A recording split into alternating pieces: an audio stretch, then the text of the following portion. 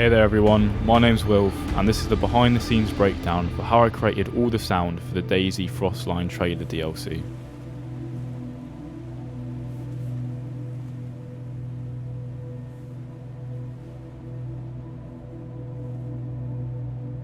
So in this video I'm going to walk you through how I approach the sound design, field recording, Foley and scoring for my reimagined DayZ Frostline DLC trailer.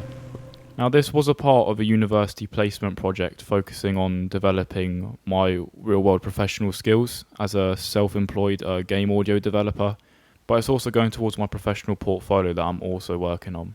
I had so much fun doing this and I'd really love to do something similar again. So in the trailer, the video's all the original footage from the DLC trailer, but I've redone everything you hear. So the score is all done by me. And I've gone out and done all the field recordings and Foley with a field recorder. So everything's all original and I'm really happy with how it turned out. So this whole project actually took way longer than expected. I think it was around 2.5 months of planning, preparing, recording and mixing. And it all started out with me picking the trailer itself and really sort of diving in deep and watching it many times over and over, taking notes of every little detail. So to then make note of all the ideas I was having, I created a PowerPoint slide and I screenshotted every scene by scene, and imported them into the PowerPoint slide. And from there I noted down what was going on within the scene and what different sounds I would have to create and import. I then created an Excel sheet sound map, so this was listing every sound I needed on it and estimating how difficult it would be. So for example, getting a boat engine sound would be quite difficult opposed to zipping up a coat. I then listed other bits of information as putting them in categories of what type of sounds, if they were field recordings or Foley, and other sections like if the sound's going to be recorded from scratch or if I could make them myself. So I sort of use these planning ideas from looking at other freelance audio professionals in the industry, especially when making solo projects like this. It helped me save so much time just planning everything out a lot more smoother and cleaner than I would have before. And also planning this way taught me how to approach the trailer like a client brief, like someone was paying me to do it, prioritizing certain tasks and building my own sound asset list and my own banks, and scheduling when to do the trailer, planning it out to meet a certain date. So now I'm going to talk about what I did for the field recording, what equipment I used and how I set it up. I only had one field recorder that I'm borrowing from the university at the moment because I don't have any of my own, and that is a Zoom H5 field recorder. Great little field recorder, get some really nice sounds on it. I would have liked to use a shotgun mic, but unfortunately I didn't have access to one. So I just used the H5 for this, which did the job great. I had a wind protector on it to help reduce any sound coming directly into the microphones and to reduce any low-end noise. I also was using a screw-on handle for it to reduce any shaking, because when you hold it by hand you get a lot of low-end clicks and booms that really just throw the audio off. So that was very helpful for doing the field recording ambience section. So for the ambience recordings, I went to a variety of different places as the trailer included sort of forest areas and then coastal areas. And near to where I live, there's a huge open forest that I use for the forest recording. So I got some great recordings of different wind levels and sort of rustling through trees and birds and stuff. I was lucky enough that there was sort of not a storm, but like a big gale that went through one day. So I managed to get different levels of wind and implement all of them into the project.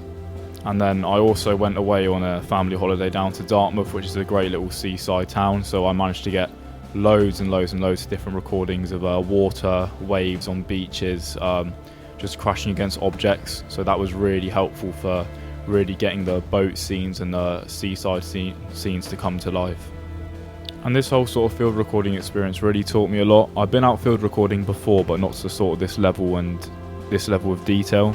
So I record that trying to get a really clean, pure recording takes a lot of patience and preparation with the conditions, when you're going out and what equipment you're using.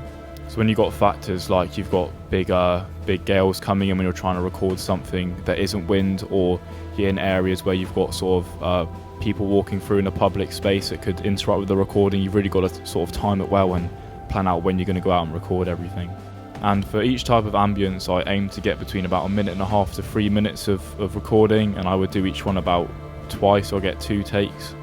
And this was way more than I actually needed, but it was good just to get a larger amount, so I could reuse certain parts or select certain parts to use within the small time frame within the trailer.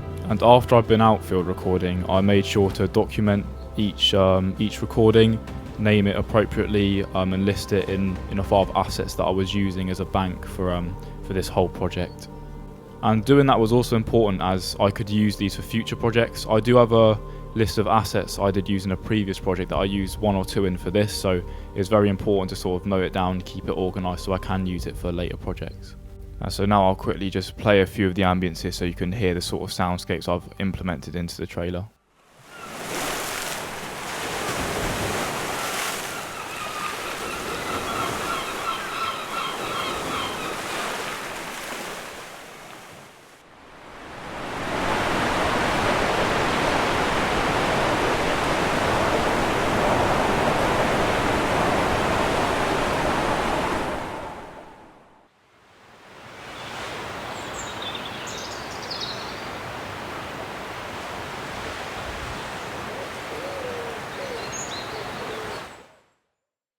So next was recording the Foley. I had great fun doing this. It was really enjoyable, sort of almost like a puzzle, taking different objects and trying to create sounds for others, if that makes sense. So after looking at other game audio developers, I found a post by Sean Harris, who works at Fuse Games, being a lead audio designer. She made a video where at home she went around recording loads of different household objects to use for a trailer she was doing herself, sort of recording them and sort of heavily manipulating them to create really interesting, unique sounds. So this sort of inspired me to do the same thing. So for stuff like footsteps, I used some previous recordings I had. So I had one where I was stepping on a gravel surface wearing sort of heavy work boots. So for that I took the Zoom recorder and I recorded about 5 to 7 different individual steps, and then using them randomly it creates a element of just sort of randomly walking around, so that was really useful. I did have to re-record footsteps to create the sound of stepping on snow. Obviously there's no snow around here, so I did just end up using grass. I don't know what it is with the grass I have here, but it really sort of ended up just sounding like snow, so it was just sort of pressing more firmly into the ground with the heel of the boot and getting a solid stomp into it. I could have, maybe looking back, done it a bit better, but I think for the moment it does sound quite similar to how it would actually sound stepping in snow. So for the rest of the play movements, I took everything into a small room, laid it out. I set up the Zoom recorder so it was stable, just picking up the sound at sort of hip level, and I recorded the rest of the play movements there. So I had my North Face puffer jacket, and I used that to record the zip-up sound of the coat. Other sort of coat movements when the players were sort of touching each other to make sure they were okay, or sort of grabbing their arms when they were cold. I also layered some clothes on the floor of similar sort of materials and texture to what was in the trailer. So I had sort of coats and stuff laid on the floor. Then I got some Dickies work pants, sort of like the cargo pants they're wearing in the trailer, and sort of dropped them on top to simulate the sound when they're crouching down when they're stalking the deer. So that was also interesting, sort of using different items and moving them against each other to recreate certain sounds that are almost hard to recreate from trying to recreate the action, if that makes sense. And also for in the scene where like he's sewing and patching up the coat, I reused the coat sounds for that as well. I was also using some big work boots to hit against each other for when the player kicks at the player's shoe. And I used some big gloves I had for different uses, like when the players help each other up, grabbing their hands, when they tap to make sure they're okay, or when he's tapping his wrist to tell them they need to go into the cave when the storm's starting to come in, and also for the CPR movements, compressing on his chest. I'll note the boots were also used, dragging them across the carpet floor to simulate when the player was getting dragged into the house. And then there are a few other really simple ones, like getting an empty bottle screw on the bottle lid for that specific scene, and others like lighting the match, that sort of thing. And then for the sort of secondary ambiences, I recorded my tumble dryer for the bunker ambience scene and pitched it down to create sort of an eerie creaking sound. I also lit a fire in my fireplace at home for the camping scenes and the torch scenes. I also made sure to record it with and without the wind guard to sort of get 2 different textures and layer them. For the sort of squelching, stretching sound the rubber boat makes, I used a rubber-lined pair of gardening gloves and sort of mushed them together in my hand, sort of twisting and turning it to sort of drag that sound out. I also recorded the boat engine sound in Dartmouth, as you would get a small ferry to cross over to the other side of the town. So I recorded that late at night to sort of avoid other vehicles or people on the boat compromising the recording, as during the day it would be quite busy. So I'd get on late at night, stand at the back of the engine and just record that sound of the engine going. And then just a little side note, for the sort of animal ambiences, I did scratching my hair for the rabbit, sort of scratching its face, because that would make the same sound. And then for the deer eating grass, I just went out into my garden and recorded my hands sort of pressing through the grass to sort of recreate that movement. So yeah, when recording these sort of Foleys, I had to really keep in mind the sort of overall tone of the trailer and the feel of it. So because the trailer was sort of set in a cold and dramatic space, I had to make sure to reflect that in the recordings, not doing things too over dramatic and keeping it level with what was there on the screen. So yeah, this part of the whole project was really my favourite. I had a lot of fun doing this, and it really sort of taught me and showed me the process of how much a sound designer really has to improvise using everyday sort of materials and objects to recreate other sounds and really immerse the clip or the project you're working on. Composing the score for this trailer was also a great challenge because I had to try to reflect what moods were happening in each scene and also try and match up the BPM of the score itself with what was happening in the trailer. So I started it off very simple and sort of raw and laid back to sort of really hone in the overall experience of the first sort of half of the trailer on the boat and in the water before they go into the house and the rest of the score plays. To do this, and pretty much for the whole score, I use Labs Plus, which is great. You get some really good sounds on there. And I use some ambient patches and textures to really just sort of glue the whole Foley and ambience in the scene together for the first half of the trailer before the rest of the score kicks in. So yeah, it was just really important for me for that part of the score to support the environment without distracting from it, and really sort of blend the two together. And then for when it builds up into the main part where all the drums and everything else comes in, I sort of played around with BPMs, and it took me ages to try and match it up to it worked with the clips, because they actually programmed it to work with the music itself in the original. So I found it to be at 81 BPM, so I've programmed the BPM marker in to start at that scene, because before it was just sort of free in the ambient bit. There wasn't a set BPM at that point. So yeah, for the whole second section, a big drum part comes in with loads of different big hits playing, sort of bringing alive and putting some more feel into the track and the whole trailer. And over the tops, I had some subtle strings playing some chords throughout to just sort of again just underline and bring some more emotion into the track. Later on, I added some vocals about 2/3 into the track that you can hear, and then a nice violin solo comes in just as it comes into the end to sort of hone it all together to this big ending where it comes up to in the cave where it all drops out. And there were points when I was trying to compose the trailer where I was really sort of overcomplicating it, thinking it was just about the music, really adding in too many elements, and I sat back, had a listen throughout, and I decided just to take a load of it out, just to really keep it simple and not overwhelm and overcomplicate the whole thing. So yeah, also composing for this project really sort of pushed me to think not just as a composer, but also as like a sound director, deciding how the music's going to interact with the other elements of the track. When it came to syncing the recordings to the video, I layered the field recordings first to set the bed and put everything into context. I then layered other wind samples and changed the gain automation depending on what was happening within the film at the time. I also did the same for the sea ambience, layering other wave samples depending on the scene, like when the gentle waves were hitting the boat on the close-up at the start. Also, I made sure to reuse some of the ambiences, like the seaside ambience with the waves crashing on the shore. I cut out certain parts when the waves are really intense and re-layered them to make a really intense splashing sound to use for scenes when the boat was travelling through the water to really enhance that part of the clip. And I thought this layering was a really good way to bring out the realism, showing contrast in different clips instead of just having the same audio sample play through at a consistent rate.